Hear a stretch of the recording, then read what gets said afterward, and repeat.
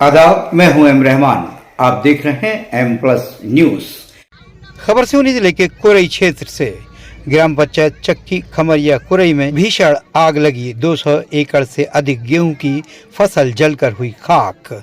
जुगल किशोर की रिपोर्ट। आजू बाजू से दूर हो जाओ, बोल रहे हैं लोग सामने सामने ट्रैक्टर के पूरे बोल रहे हैं।